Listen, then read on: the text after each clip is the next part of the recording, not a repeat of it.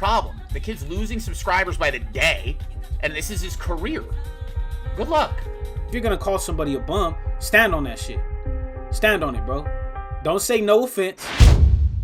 Before we dive in, let's take a moment to rewind and set the stage.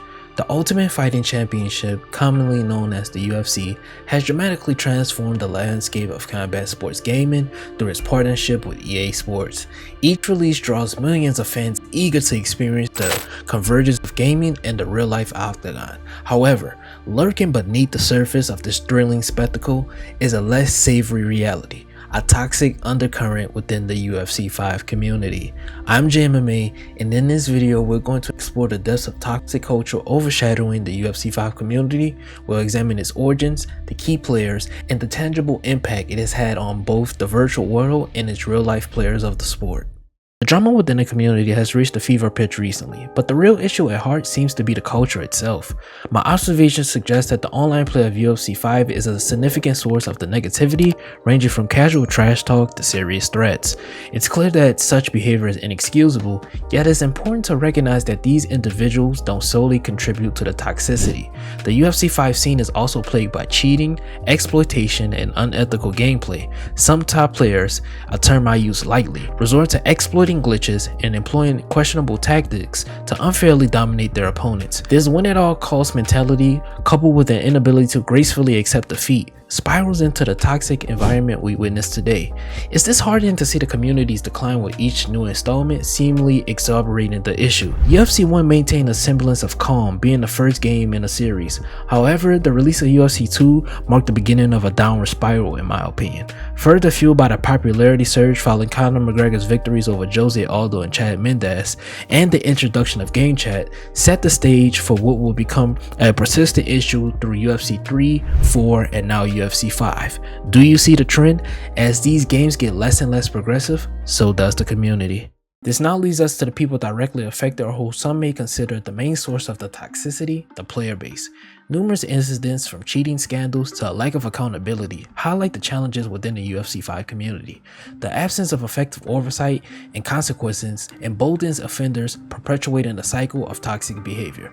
A notable instance occurred on February 26, 2024, when the content creator Pryoxis criticized another player's gameplay on Twitter, sparking a heated exchange. Pryoxis posted this tweet that reads, "Dog, that I am Treehouse dude is a pure bum. It's sad how he is so successful playing that way." He follows up with another tweet that says, "It's like him is why nobody wants to play UFC 5 ranked. #SpammerK. Treehouse responds to say a tweet with, "Sweet. Can't wait, man. Gonna be a great video of you playing a game you can't stand and complaining the entire time like the last 20 you've made." Now, what just seems as a simple back and forth including trash talk will soon turn into something much larger. That same day, Pryoxis posted a video of the encounter, and many members of the community would think Treehouse style of play is cheesy. No. I knew he was gonna slip, bro. Like, this, it's just sad, bro. It really is just fucking sad, bro. It's really sad. And I'm gonna go to the leaderboards and I'm gonna show y'all where this dude is ranked at. Now, if you ask me, I agree. Some of the things Treehouse was doing fall under the definition of what a cheeser or spammer is. Consistent clinch attacks, double-edged bails, and more align with what most consider lesser play. Not to say that Treehouse is a bad player, but the way he played specifically against Pride was not fun to watch. This incident not only showcased the typical banter, but also underscored the broader issue of the gameplay style and the community's reaction to it. The controversy illuminated the tactics some top players used to secure victories, which didn't sit well with many. EA UFC 5 game changer Romero posts a screenshot of someone vigorously outing Treehouse. Now, I can't show that screenshot because it's completely out of line, but the user made threats towards Treehouse and his family. Continuing on, Romero says in a tweet, "The most toxic fan base of the community never ceases to amaze me with this stupidity. Sleeping would do you people better." Romero is directly implying that this user is from Pryoxis' community without any real proof. The message was inexcusable, but without any mention of the creator or knowledge that he's an avid watcher of Pryoxis, lumping him with that creator's community seems like somewhat of a bias towards Pryoxis. This is something Pry calls out in his response video as he defends himself from Romero's claims. Go and watch this video, you can type in that title, but look at this. So, After this fight, win or lose, man, you guys need to go to his channel and you need to After this fight, in the win or lose, you guys need to go to his channel. comment section, let him know that you guys know of his disability and you feel for him, truly. You know? Let him know that you guys know of his extremely low IQ and that you guys are impressed with what he's been able to accomplish regardless of it. Now, whether Marshall was sarcastic or not, he could have kept all that in this video. But no. He made sure to have his subscribers. This was a year ago. This back and forth has caused another rift as another creator by the name of Crooks the Great has made 3 back-to-back videos speaking on the situation.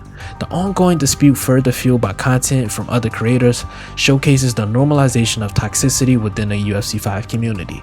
This sets a concerning precedent for young players who may adopt these behaviors.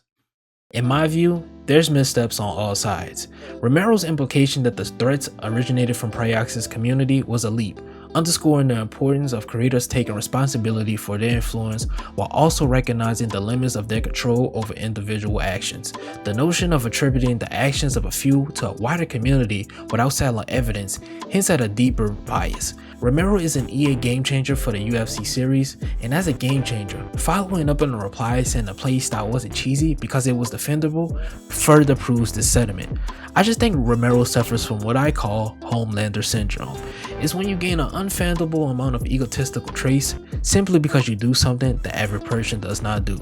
And also, alluding to the fact that you put food on another creator's table because you simply do not mention him further proves my previous sentiment regarding personal bias. Also, something I forgot to put in the video, when he was talking with Fight Night Finest, shout out to Fight Night Finest, they were talking about, Romero and him were talking about problems with the game, and as an EA UFC game changer talking to an undisputed content creator who has actual access to these to developers, community managers, etc., he goes on and says this, that Fight Night's Finest should send him his problems because he has friends in high places. Now, Pryoxis could have done a way better job clarifying to his community that they shouldn't attack Treehouse, but to give him the benefit of the doubt, he did say in his video, "I'm not attacking him personally, I'm attacking his playstyle." That is far from telling his community to openly attack Treehouse.